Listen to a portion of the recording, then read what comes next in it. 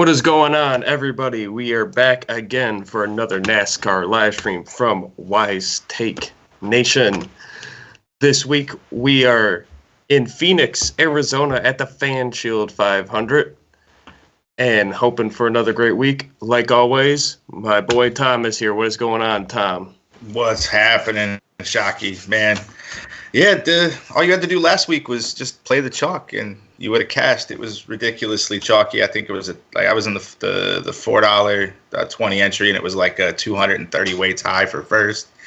So yeah, even if I did well, but I didn't blow anything out of the water, because I was trying to get a little bit different, just trying to try to get to the top, and it was just so chalk. But I don't think we're going to see a lot of that this week. There's not so much clear-cut chalk this week. NASCAR shaking things up a little bit for us with the higher horsepower, lower downforce package for this little mile short track we got here in Phoenix. Man, it's an interesting track layout. It's almost flat. I think there's only 11 degrees of banking, I think, in the corners at the most. It's a tri-oval, so it's got a little spot where there's going to be some crazy moves being made. We've got the PJ1 traction compound again this week that we haven't had all season, but we did see it last year. As you know, these drivers, when they try to get up into that, man, it makes for some interesting racing, but that stuff's got to get activated, got to get warmed up by cars running over it just a little bit. So, that should help that high line bring it back in, man. I don't know. It's going to be definitely an interesting way to play this week. You're going to have some, guys starting inside the top 5, top 10 that are going to be your clear-cut dominators that you're going to have a piece of. And then there's some of these guys inside the top 10, top 15 that aren't as clear that might be the difference makers that we're going to need this week. And then we've got our, normal place differential, kind of back end that we always do. And we've got some clear cut plays for that, but nothing that's like super duper chalk. No, I don't think I'm seeing much over like 35%, which is good. So that should limit the ties and stuff like that, man. But we'll dive right in, brother. You ready? Let's go. Yeah, I'll break down the show. I'll host the show. Tom will talk about all the drivers, go by price ranges. And at the end, throw some questions in the YouTube chat or the Wise Take chat, and I'll read them to Tom, and he'll answer them to the best of his abilities. At any point watching this video, please like and subscribe. Turn on notifications. We'll be here every Sunday for you. Let's jump on into it. We got 6 drivers over 10,000, starting at the top at 12 grand at Kyle Busch, all the way down to 10-2 of Denny Hamlin. Yeah, so just like most weeks, all these guys have kind of got a tidbit for them. You're going to be having to put some of these expensive guys in, in the 9K and above range. Kyle Busch has won 2 races here out of the last 3, I believe. He's starting 10th, so you feel like you've got some built-in place differential there. So it makes him extremely viable. The only thing is he's going to still need some dominator points to pay off. So you're hoping that he gets through those 10 cars pretty quick and is able to lead something, kind of early in this race or make a pit strategy and get out front. He did look really good in the Xfinity race until he got on the really, really long runs and the car kind of faded. But, I don't take too much of that into account. It's 2 different cars. He's almost always better in his, he's phenomenal in the trucks and the Xfinity. But, Kyle Busch is a Cup driver. So, I've got some love for him this week at starting 10th. Martin Truex is going to be scored from 12th, but starting from the rear after an engine change. So that should really limit his ownership. You could try to get a little crazy if you think somehow he's able to play some pit strategy game or something like that and get out to the front, maybe by the end of like the first stage, and then be able to lead a good chunk of this race. You're hoping for with only 11 place differential places, if he wins, you're looking for another 20 or 30 laps or fastest laps or laps led to get up there and make it worthwhile at his price tag. Kevin Harvick, you're hoping that he's going to lead the first part of this race. He's going to be able to get around Chase Elliott and lead most of the first stage and finish well. So that's what we're hoping for with him. So that makes him viable as well. Joey Logano, Brad Keselowski are both kind of in the same boat. They're in Penske Fords. They're fast. You've got some built-in place differential if you think these guys finish inside the top 5. So both of them are in play as well. And then Denny Hamlin, again, he's going to kind of in the same boat as Kevin Harvick. You're just hoping he gets out leads early and finish as well, or is able to lead a good chunk of this race at some point. So, like I said, everybody above that 10K, you could play for sure. And you might be playing 2 of these guys together, depending on how you want to stack with either the place differential and dominator capability or just the straight dominators with people like Harvick or Hamlin. If you had to rank them up here, your top 3, we'll go top 3. Ooh. I mean, I guess Kevin Harvick in this price range, you're just hoping that he is the one to get around Chase Elliott on the start and lead a good chunk of the first lap. So I'd probably put him first. Kyle Busch is just friggin' phenomenal here. But between Kyle, Logano, and Keselowski, it's pretty tough between the three of them. I like all of them fairly well. But I'd probably lean Kyle just because, he's finished first or second here, like consecutively. He's super fast. But then Logano, Keselowski, like I said, those guys are almost a tie. I do like Logano, I think, a scotch more because I think he could win this race as well. Gotcha. We only have 4 drivers in the 9,000 and 4 in the 8,000. So we'll go from all the way up from 9,900 of Ryan Blaney down to 8,100 of Kurt Busch. Yeah, in here, man, Chase Elliott's looked fast all week, so I'm hoping Chase Elliott's able to lead. Like I said, most of this first stage, kind of a little weird stage break this week. They got 75 laps for the first one. I think the next one is like 120 or 115, and then it's like another 120. So they kind of put a small, almost shootout stage in the front. So that being said, they can pretty much go that whole first stage on the same tank of gas and the same tires. But we will see some pretty crazy fall off as these cars get really deep into these runs. They did put, like I said, the PJ1 traction compound through the corners. So, I think as these tires start to get really greasy and slippery, I think these guys are going to start venturing more up into that PJ1 traction compound, trying to get just a little bit more grip. So I like that for Chase. I hope he leads the whole first stage of this race and finishes inside the top 5. And I think he'd hit value for sure. If we were going through that, I mean, we have William Byron and Jimmy Johnson starting fairly deep in the field. Chevys have been looking better, so you could have some, exposure to those guys. Blaney has been fairly good here, starting 5th. I mean, again, you're going to need some dominator points out of him as well. Same thing with Alex Bowman, our winner from last week.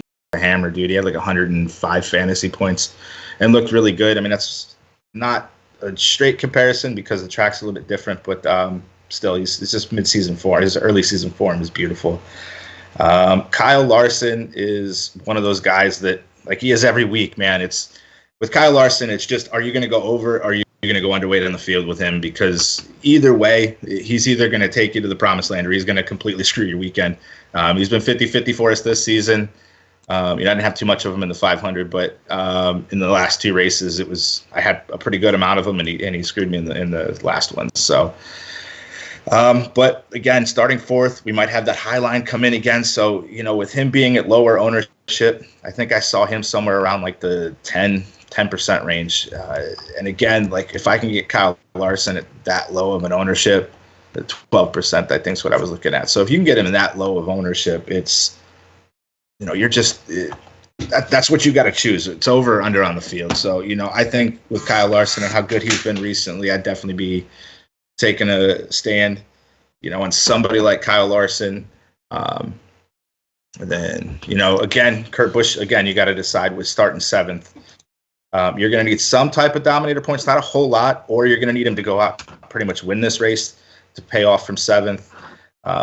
Kurt's good here as well. So, I could lean on that again. Somebody you're going to pick up probably at lower ownership. And then, that's pretty much Eric Jones again, another guy you're going to get low ownership.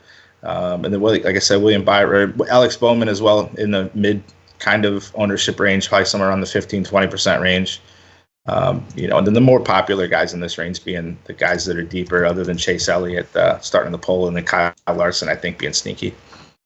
If you had to take your, let's say, top 4 or 5 guys out of this 8K range, Chase Elliott, I think, is at the top for me, man. Like I said, I hope he goes out and leads the whole first stage of this race and pays off.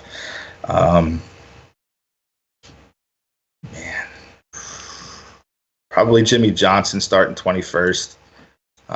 Just because I like the place differential. I don't need a whole ton. If goes out and gets me like a top 10, I think he'd pay off. Anything more than that or any type of dominator points, maybe a little bit sprinkled in there, he could pay off. Same thing probably with William Byron. And then my next favorite play in that would just be for the sneaky aspect of Kyle Larson and Eric Jones, kind of in that same boat too. You get a little bit more place differential and a couple $100 savings off Kyle Larson. but I don't think he's going to be much higher owned than him. I think Eric Jones actually lower owned, so he's even sneakier. So you can take a stand on any of those guys if you wanted to. Gotcha. Before we get to the 7K range, if you could hit that like button, that'd be greatly appreciated. And press subscribe, turn notifications on. Thank you very much. We go to the 7K range. We got 6 guys up here. Starting at the top at 7,900 is Clint Boyer, all the way down to 7 flat of Ross Chastain. Yeah, I think in this price range, your chalk is going to be Austin Dillon. He locked the tires up in qualifying. That's why you got a 30th. I think he probably would have been somewhere around a 20th, maybe 18th-ish place car. And at $7,500, he goes out there and finishes somewhere around that. I'm going to be completely happy with that. Then Tyler Reddick, you're getting a substantial price savings, and you're only losing 1 starting spot. Again, he kind of locked it up in qualifying too. That's why he's starting that deep. And then back through here, I guess we'll start back off at the top. Clint Boyer, being one of the mid-range kind of guys I think you're going to need. I'm like, basically if you're looking at it as like a very quick breakdown, you're looking at like probably 2 guys starting inside of the top 10 that you like. Probably 2 guys that are deeper in the field, like 25th back, and then the other spots which you're going to have to fill in with like the lower owned pieces in the middle. I like Clint Boyer here. He's starting 18th. Clint Boyer just needs to go out and get you something inside the top 10 to pay off, which is completely doable for him. But, it's the strategy. I think this is going to be one of those races where you're going to think you're winning the whole thing, and then at the very end, we get a late race caution or something like that, and it's just going to completely shake everything up, man. So, Clint Boyer, I think his projected ownership is decent just because, people feel like like you said, the top 10 is probably what it's going to take to pay off his price tag. So he's worthwhile. Chastain, 24th. I like the price. The fact is he's in Newman's car. He hasn't been really showing that he can improve it in this better equipment than he's had before. But Ryan Newman's back at the track this week, so he's been talking to him, trying to help him through everything as well. So maybe, again, I don't think his ownership's going to be anything astronomical, but I know it's going to be up there a little bit. Try to find him, Chastain, somewhere around the 20 to 25% range. I see people going just because of the price tag, at 7K. And then the rest of these guys, like I said, it's either the guys that are starting inside the top 10, which are a little bit more risky. Amarola starting 6th. I don't think he's going to garnish any crazy ownership, but, getting a cheap dominator like that, and he just has to go out and pretty much finish in the ballpark of where he's starting, and he pays off. Same thing with MDB. MDB says he likes this setup with the car. He's more like a dirt track feel, and it's a little bit more finesse to drive. So he says he likes it. So he could be sneaky. I don't believe his ownership's going to be anything crazy as well. Somewhere probably in the 10 to 15% range, something like that. And then Ricky Stenhouse kind of in the same boat as well. He's cheap. You get some place differential out of him. At 7,200, if he finishes inside probably the top 12, top 13, he pays off at $7,200. But just like him and Larson, again, it's just he's going to be one of these guys that's probably going to venture up high quick. And, it's either going to nip him in the butt if he gets too high and smacks into the wall, or he's going to get these crazy runs off the corners and just walk his way through the field. So, he's your risky play just based on his driving style, like him and Larson, man. You just hope they finish. And if they finish, they usually finish fairly well. So that's what you're hoping for. Stenhouse, not in as good of equipment as he had last year, but he's still driving the hell out of that car. So I do like him a little bit as well. Yeah, let's say top 3 in this range, 7K range. Yeah, Austin Dillon top by, country mile. Tyler Reddick probably second on safeness just because you're hoping for the built-in place differential. And then... MDB, I think, or Stenhouse are pretty close to each other. MDB, you're just hoping finishes around where he's starting and finishes inside the top 10, he should be fine. Same thing with Ricky Stenhouse. You're just hoping he gets closer to the top 10 and he pays off. So I like them both kind of for those two sides, on the flip side of 9th and 19th, We'll go in 6K range. We got 6 guys here as well. Starting off at Tyler Reddick, who you touched about, who's 6,900, and Bubba Wallace at 6,000. Yeah, so Tyler Reddick in the 6K range, probably the safest. Like I said, we're only hoping for maybe like a 20th-ish finish for him, and he should pay off at 6,900. Ty Dillon probably being the next best play deep in here in 25th.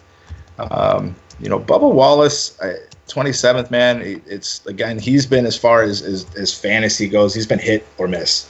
2 weeks ago, he was the hammer you needed to go to the top of the scoreboard. And then last week, where he was fairly decent play, he ended up, kind of rocking us a little bit. So, I think as you're building, like I said, you're going to be spending some heavy money up top. You're going to get forced down kind of in this 7 to like 5,700-ish range.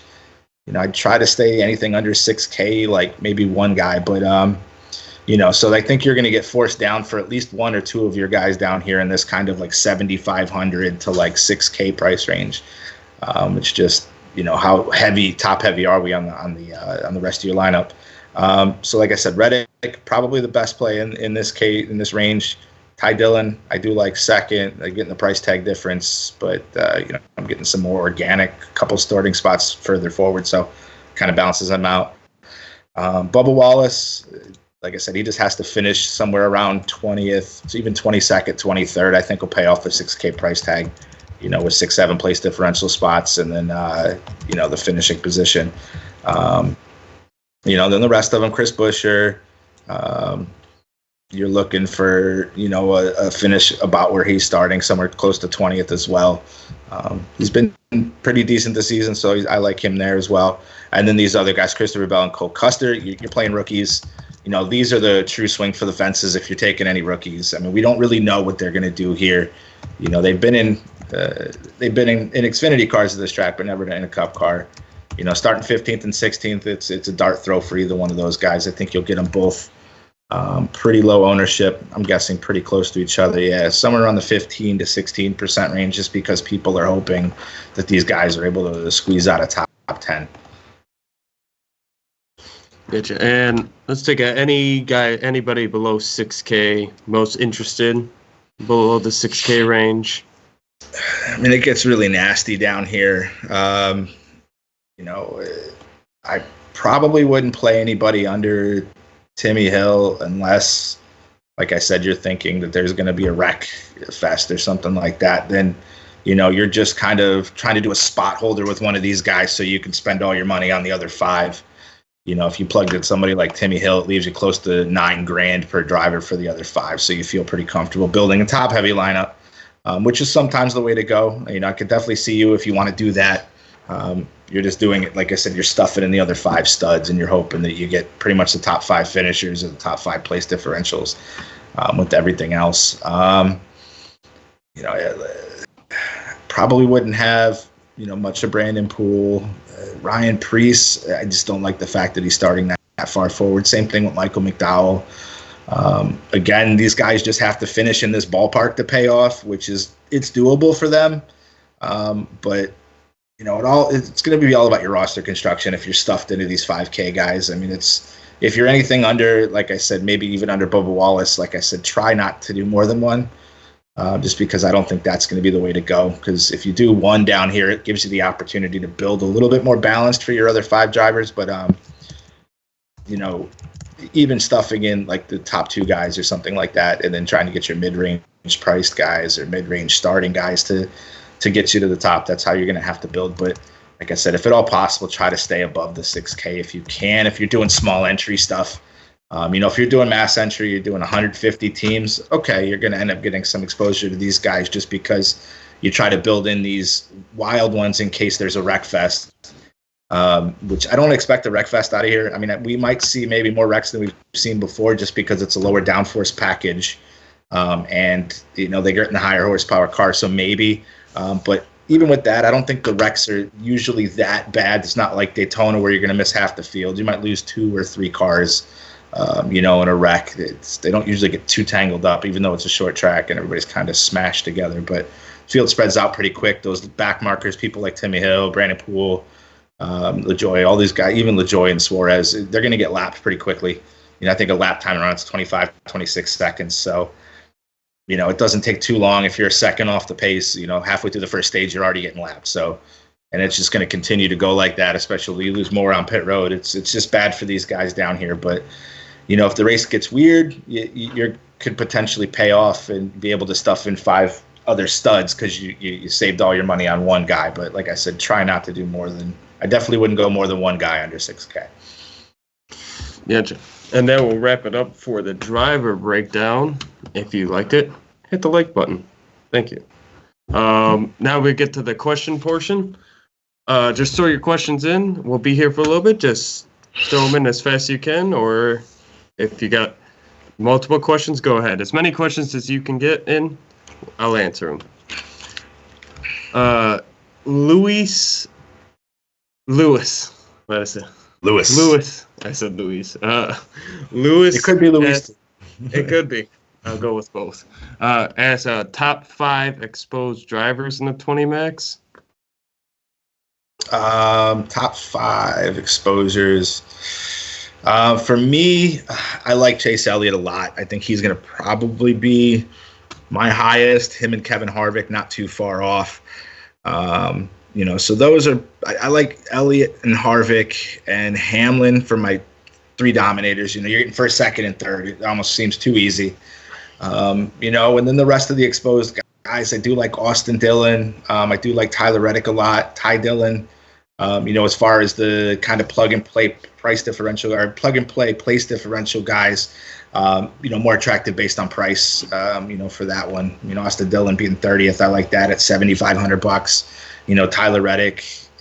Like I said, you're going to build your lineup with 2 dominators, probably 2 to 3 more being, just because I think it's going to be a combination of laps led and fastest laps. It's going to pay off, and that can happen for some of these guys through the middle of the pack. So clean air is good. So that's why I feel like, Chase Elliott, Kevin Harvick, and Denny Hamlin are going to be your probably highest owned organic dominators starting in the front. And then, like I said, Austin Dillon and Tyler Reddick and Ty Dillon allow you to build the rest of your top heavy lineup around them. So, I see them being pretty high owned as well. Gotcha. Travis Lawn asked, who has the most did not finish this year? 1 second, I can tell you that. Are we talking lifetime or are we talking let's see, lifetime? Most DNFs I'm not sure of. I could look that up and get you an answer back here in a few minutes. But if you want to go on to the next question, I'll kind of dig that one up for him. Gotcha. Yep. Andrew L. asked, Logano or Keselowski on FanDuel? It's a coin toss, man. I'd really base that probably on price. And like I said, we're talking $300 difference. It's who do you think is going to finish better? At the price, it's literally whoever finishes in front of the other one's going to score more than the other one. So it's coin toss. I'd probably lean.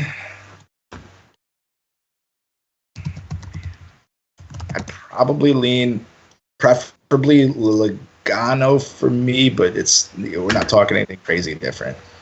Both a toss-up, man. Gotcha. From the Wise Stick chat, Neil Dog asks, 2 of the best FanDuel plays. Probably the safest guy if you think dominators are going to be what you need, Chase Elliott, and then right underneath him, I think you got a plug and play price differential guy or place differential guy in Austin Dillon. So I think he'd probably be second. You're spending $7,600 over there, where you got $10K a driver that really helps you stay, for the other 4 over $11K.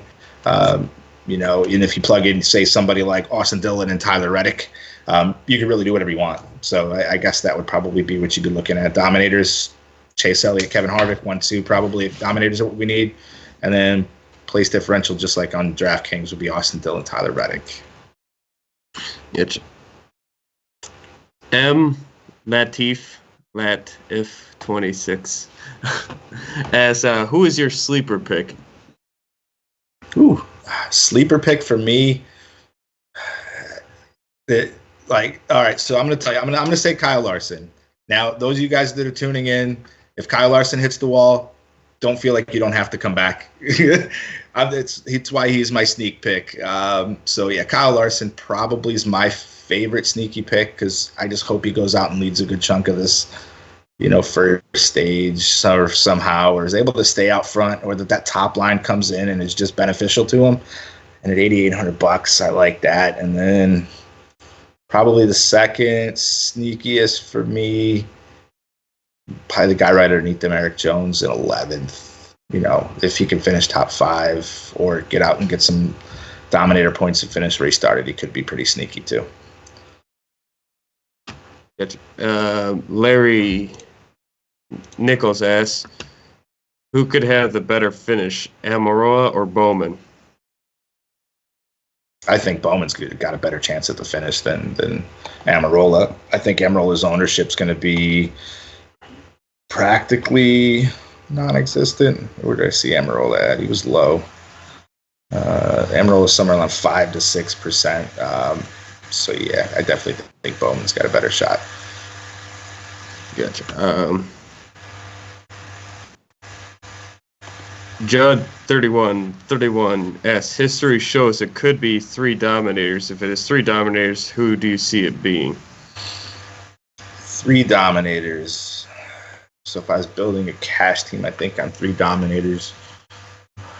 Still think Chase Elliott's my number 1, just because I hope he leads a lot early. Probably Kyle Larson for sneaky and cheap.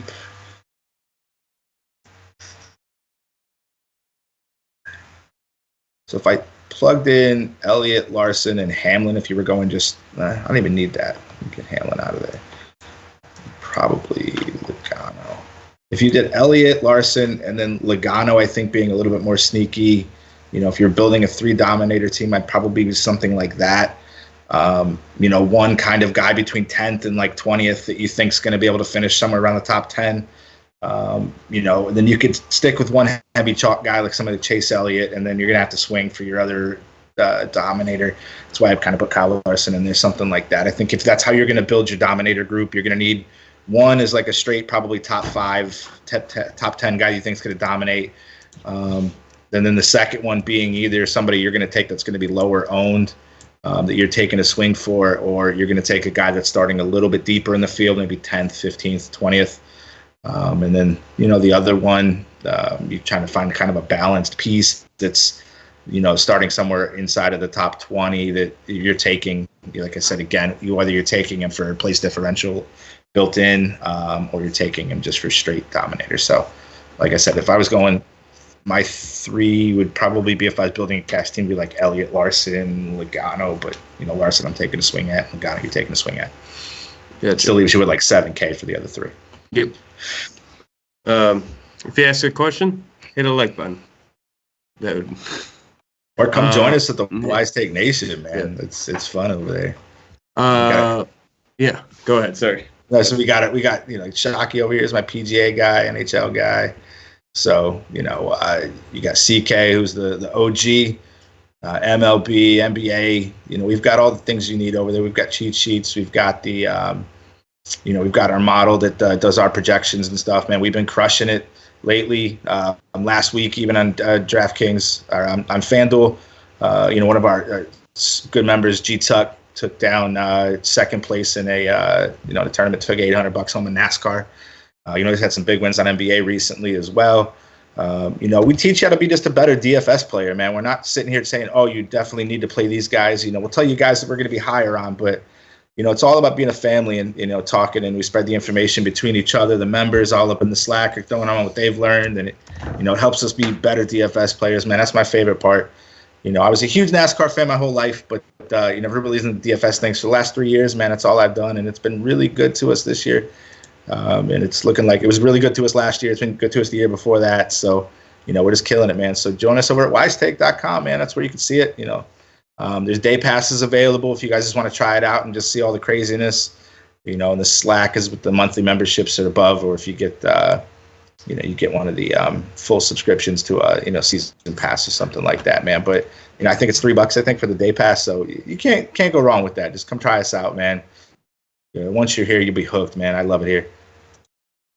And with that, we transition to Myron's question, which going over your thoughts on Bubba Wallace again. Bubba Wallace, at his price tag, what you're hoping for from Bubba at 6K is that he finishes somewhere around 20th. It's fairly safe. The only thing you're taking a risk on with Bubba at that price tag is him hitting the wall. So, that's the Larson Stenhouse curse. Could be something that comes and nips him in the butt. I also like the fact that people are really scared to play him. I think his projection was coming in like between 5 and 10%. So I'd probably be taking a stand on the over on that, but I'm not going to get crazy, maybe 15%, just because I think he is a little bit safer at that price tag than, maybe some of the other guys below him, or even some of the guys that are even a little bit more expensive. Gotcha. Go to Cody Mayfield's question. FanDuel, Priest or Ty Dillon? Let me see here. Priest or Ty Dillon?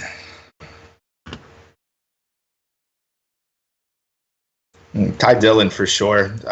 It's $5,500. He's starting 25th, whereas I'm only saving $500 and I'm losing 5 starting spots, with Priest starting 20th. So yeah, Ty Dillon far safer.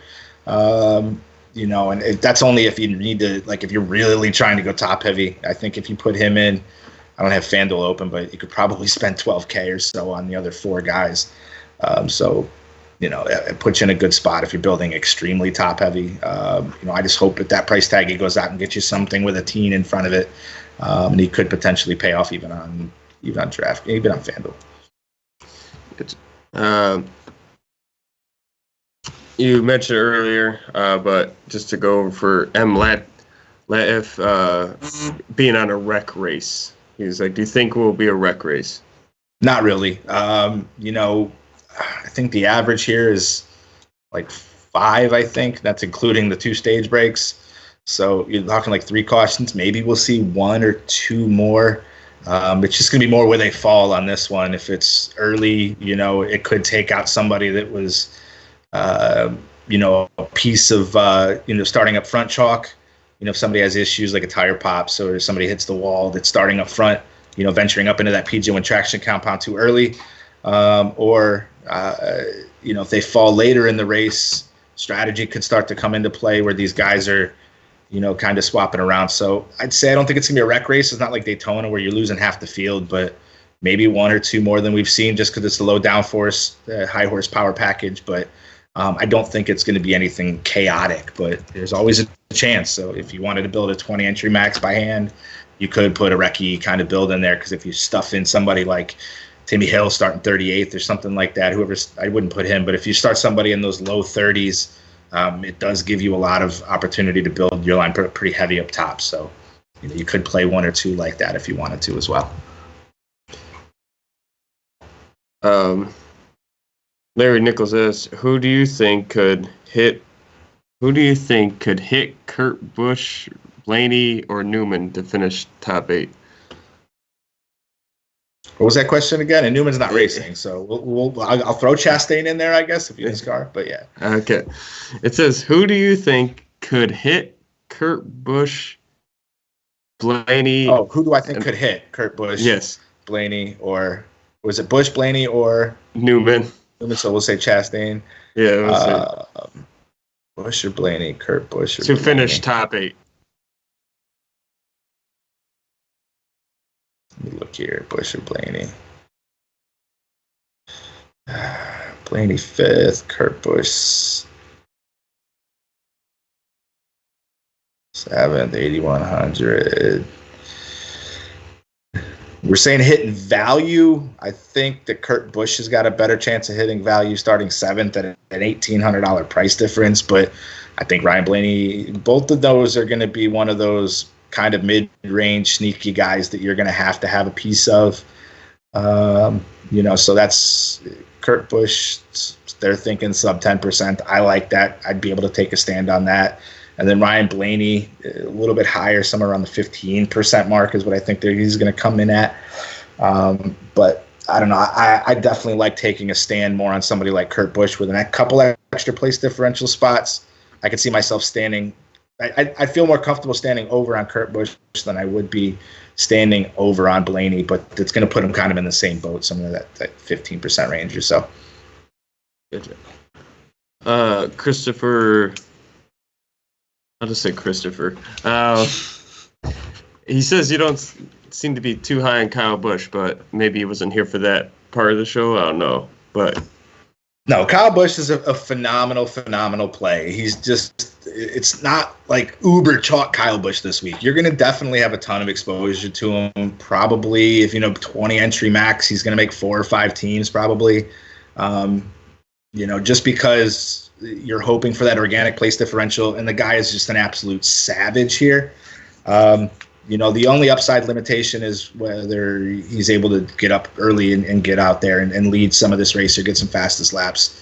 He did well in the Xfinity race. Looked like he was going to win it. Faded back to third.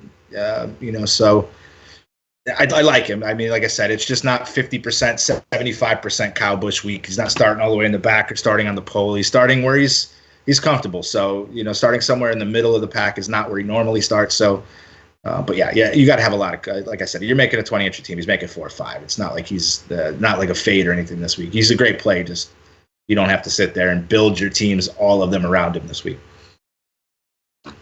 Gotcha. And then Rick Caro must have not been here for this, your Kyle Larson rants, but just go over Kyle Larson because he says, thoughts on playing Kyle Larson as the contrarian dominator? Yes, 100%. That's the reason I would be playing him, is because he is a contrarian dominator. Kyle Larson, Ricky Stenhouse, Bubba Wallace, they're these guys that are cheap enough or have the ability to dominate every week, based on whether they're starting deep in the field sometimes or starting up front. So Kyle Larson, yes, he's one of my favorite, probably sneaky dominators, but that's either taking me to the promised land every weekend or it's taking me to the graveyard. So, you're taking a swing with him. The PJ1 traction compound, like I talked about earlier, is going to be a factor. That means he's going to start trying to run up by the wall. And as long as he keeps it out of it, he should finish where he's starting at least, which would probably be enough to pay his price tag off. Or if he goes out and leads a chunk of this race and even finishes inside the top 10, he pays off. So, I do have a lot of love for Kyle Larson as a sneaky dominator for sure. Gotcha. Is there any, just in case anybody missed it, want to go over the news and notes? Is there any, probably not any new news at this point, but the only thing that I've seen so far, as everybody knows, is Truex's to the back, John Hunter Nemechek to the back. Nemechek, as far as he's at $5,800, he was starting 26th anyways. He's probably going to start somewhere around 32nd or 33rd after these guys that don't count for points let him go ahead of him. So it didn't hurt him at all. You're just hoping that John Hunter Nemechek finishes close to the low 20s to pay off. You'll probably get him at super low ownership, and I do like the fact that you could use him.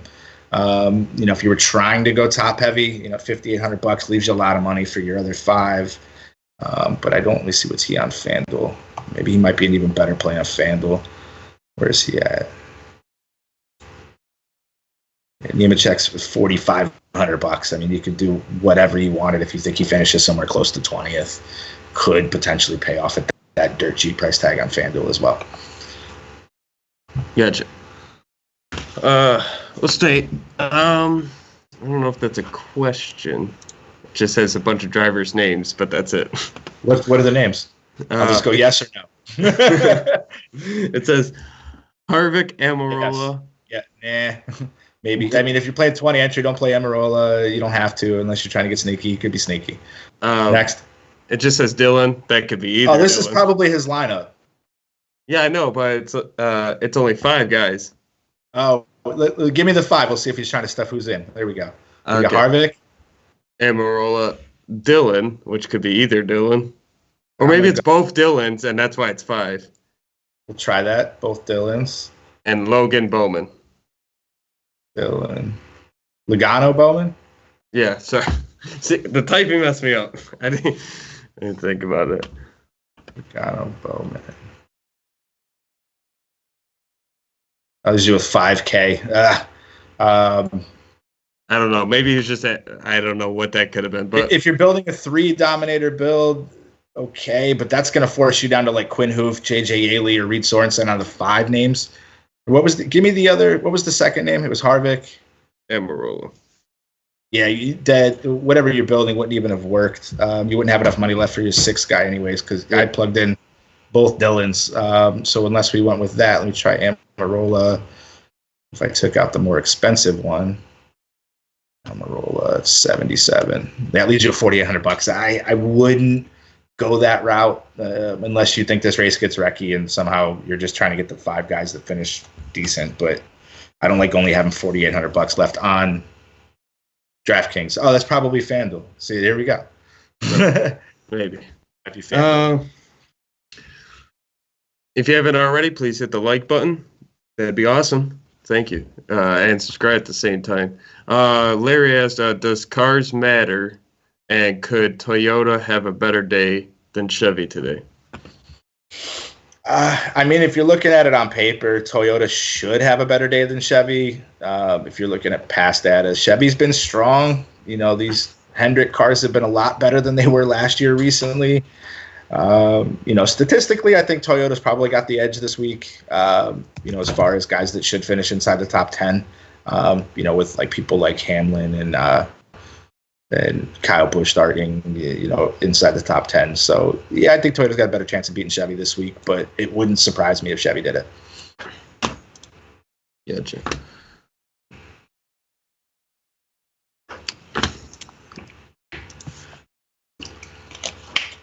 Okay. Cody Kettle has Busch, Hamlin, Stenhouse, Dylans, so both the Dylans. Reddick. Oh no, and then yeah, like what he's building. And then it says two, and then he says 2 dominator lineup ? Yeah, who are the dominators? Kyle Busch, Hamlin. Busch and Hamlin is a 2 dominator. I could stand behind that. I do love Hamlin.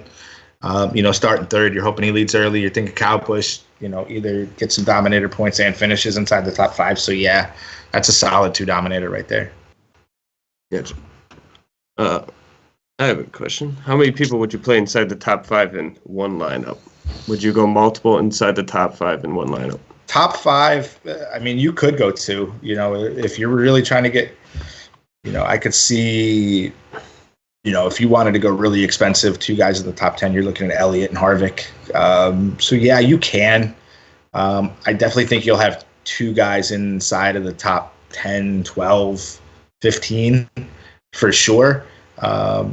But, you know, it's like I said, it's that you're going to take one of these guys probably in the top 5 always. And then for your second guy, you're like, all right, am I taking somebody that's got a little bit of organic place differential, or am I taking a true second dominator that's either going to be cheaper and not need to dominate as much, or whether you're going to take the guy that you think could be the second guy to lead 100 laps. So, you know, I definitely could see like an Elliott Harvick lineup. I could definitely see Elliott Hamlin lineup. I could definitely see an Elliott Larson, Harvick Larson lineup if you were doing that. You know, I think that's easy enough to build around if you were doing that as well. So yeah, you could have 2 guys in the top 5, probably 2 guys for sure in the top 10 or top 15, and probably even with inside the top 10 as you're building, if you're counting somebody like Kyle Busch starting 10th.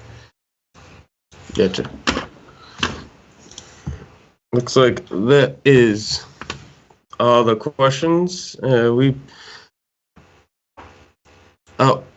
wait, one just popped up. If you were to build a lineup with 2 dominators, would you use the same team or pick drivers from different teams?